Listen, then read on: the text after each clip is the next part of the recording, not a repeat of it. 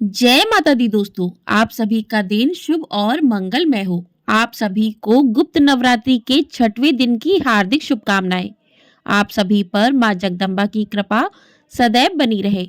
आज की वीडियो में आप सुनेंगे गुप्त नवरात्रि के 10 महाविद्याओं में छठवीं महाविद्या त्रिपुर भैरवी की पूजा विधि क्या है, माँ को किन चीजों का भोग लगाएं, माँ के मंत्र क्या हैं और माँ की कथा क्या है।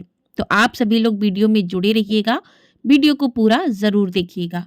गुप्त नवरात्रि में माँ के 9 रूपों के साथ ही साथ 10 महाविद्याओं की पूजा भी की जाती है।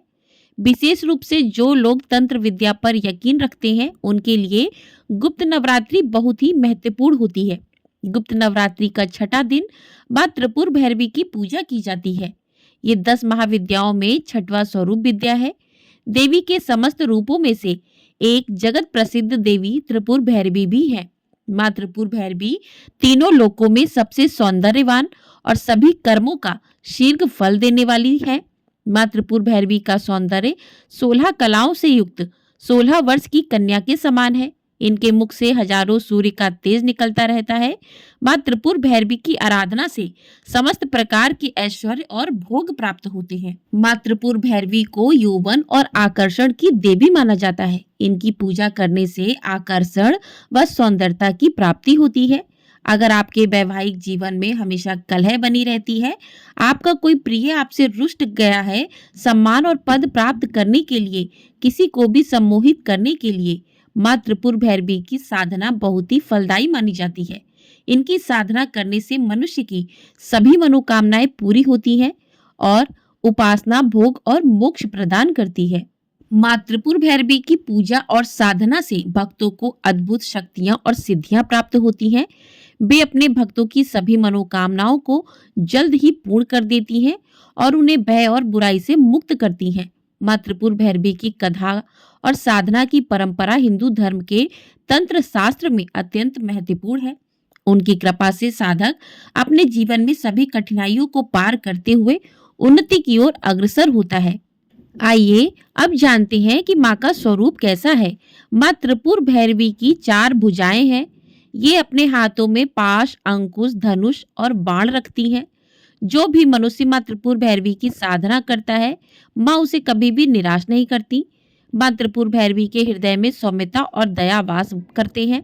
माँ त्रिपुर भैरवी की महिमा का वर्णन करना शब्दों में संभव नहीं है। संसार की सभी तंत्र मंत्र व तांत्रिक और सिद्धगण बिना माँ के आशीर्वाद के पूरे नहीं हो सकते। तो इस प्रकार से माँ का स्वरूप था। अब बात करते हैं माँ के मंत्रों के बारे में। तो माँ का प्रिय मंत्र है ओम हम ओम श्रीम त्रिपुर भैरवी महादेव्य हम होम हम नमो नमः। ये मंत्र है माँ का। तो इस मंत्र का जाप आप 11 बार, 121 बार, 108 बार, तो जितना भी आपको करना है आप इस मंत्र का जाप कर सकते हैं, क्योंकि गुप्त नवरात्रि में मंत्रों के जाप का विशेष महत्व होता है। गुप्त तरीके से आप माँ के मंत्रों का जाप करते रहे तो माँ की कृपा अपने भक्तों पर बनी रहती है। अब बात करते हैं पूजा विधि की कि किस प्रकार से माँ की पूजा करनी है आपको। तो आपको बता दें कि इस दिन आपको सुबह जल्दी उठकर स्नान आदि करके स्वच्छ वस्त्र धारण करने हैं। वस्त्र आपको लाल रंग के पहनने हैं। माँ त्रिपुर भैरवी की साधना एकांत में की जाती है, तो इसके लिए आपको जो है पूर्व दिशा की तरफ मुख करके लाल रंग के आसन पर बैठकर पूजा करनी चाहिए। तांत्रिक साधना के लिए जो लोग पूजा करना चाहते हैं तो उन्हें एक चौकी पर लाल रंग का कपड़ा बिछाकर एक थाली में रोली से त्रिकोण बनाकर उस पर त्रिपुर भैरवी का यंत्र रखें। यंत्र के सामने घी का दीपक जलाएं, देसी घी का। त्रिपुर भैरवी की पूजा करें। उसके बाद त्रिपुर भैरवी मंत्र पढ़ते हुए लाल रंग के फूल या फिर लाल गुलाब आप अर्पित करें। गुलाब या चमेली का इत्र भी चढ़ाएं। साथ ही विधान के अनुसार मंत्र और संकल्प सीधे हाथ में जल लेकर करें। तो इस प्रकार से माँ को कुमकुम, अक्षत, रोली, तिलक करें। माँ को पुष्प अर्पित करें लाल रंग के। माँ को गुड़ और दूध से बनी मिठाइयों का भोग अर्पित करें। माँ के मंत्रों का जाप करें और उसके बाद जो है माँ की कथा को भी पढ़ें। तो मान्यताओं के अनुसार माँ त्रिपुर भैरवी की पूजा करने वालों को विभिन्न प्रकार से रोगों से मुक्ति मिलती है, करियर कारोबार में वृद्धि होती है। ऐसा माना जाता है कि अगर कोई व्यक्ति सच्चे मन से माँ त्रिपुर भैरवी की आराधना करता है तो उसकी मनचाहे विवाह की इच्छा भी पूरी होती है और समस्त पापों का नाश होता है। तो इस प्रकार से माँ का पूजन करने से विभिन्न प्रकार की इच्छाएं मनुष्यों की जो है पूरी हो जाती हैं। और पूजन करने के साथ ही माँ की कथा को भी सुने। तो कथा सुनने के लिए हाथ में थोड़े से पुष्प लें और माँ का ध्यान करते हुए माँ की कथा को सुने। तो चलिए माँ की कथा प्रारंभ करते हैं। तो पौराणिक कथा के अनुसार एक बार महाकाली के मन में फिर से गोरा रंग पाने का विचार आया, जिसके बाद देवी अंतर्ध्यान हो जाती हैं। जब महादेव काली को अपने सामने नहीं पाते तो वह चिंतित हो जाते हैं और देवर्षि नारद से देवी के बारे में पूछते हैं। तब नारद उन्हें अपने देवी के बारे में बताते हुए कहते हैं कि वह उत्तरी सुमेरु में प्रकट होंगी। महादेव के आदेश के अनुसार नारद जी देवी को खोजने के लिए निकल पड़े। उत्तरी सुमेरु पहुंचने पर नारद जी ने देवी के सामने महादेव से विवाह करने का प्रस्ताव रखा। इस प्रस्ताव से क्रोधित होकर देवी ने अपने शरीर से अपना षोडशी रूप प्रकट किया, अर्थात त्रिपुर भैरवी महाकाली के छाया रूप से प्रकट हुई।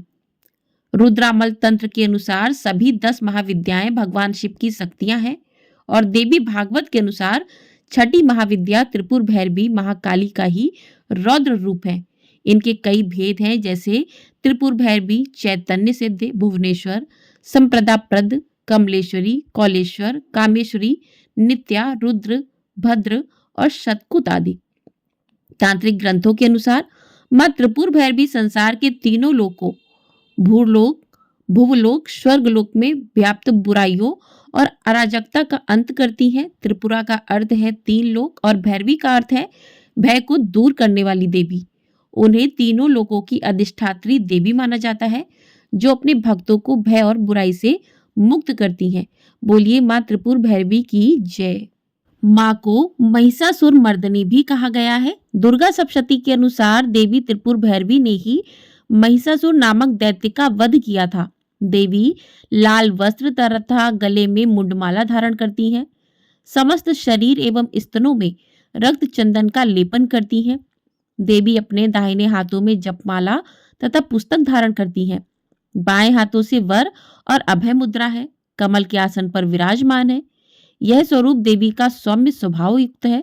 भगवती त्रिपुर भैरवी ने ही 18 भुजा युक्त दुर्गा रूप में उत्तम मधु का पान कर महिषासुर का वध किया था, इसलिए इनको महिषासुर मर्दनी भी कहा जाता है। त्रिपुर भैरवी को काल भैरव की शक्ति भी कहा जाता है। देवी त्रिपुर भैरवी का संबंध काल भैरव से है। काल भैरव को भगवान शंकर का ही अवतार माना जाता है। काल भैरव दंडाधिकारी है, तो देवी भगवती भी दंडाधिकारिणी है। दुष्कर्मों का दंड यमराज या धर्मराज देते हैं। त्रिपुर भैरवी काल भैरव तथा यमराज से भला कौन नहीं डरता। शमशान भूमि, अस्त्र शस्त्र, मृत शव, रक्त मांस, कंकाल, खप्पर, मदिरापान, धूम्रपान आदि विध्वंसकारी चीजें देवी को प्रिय हैं।